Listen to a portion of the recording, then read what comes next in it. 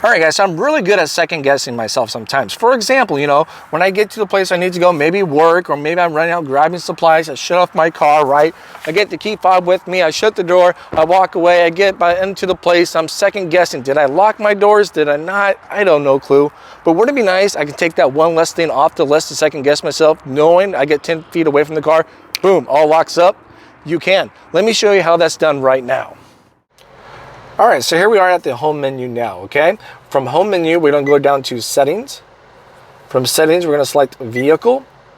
From vehicle, we're gonna scroll all the way down to door and window setup. And then we're gonna get down to the bottom, walk away auto lock feature right there. Select that, let's turn this on. So now every time I get 10 feet away, boom, locks right up. This is available on the special edition and higher trims.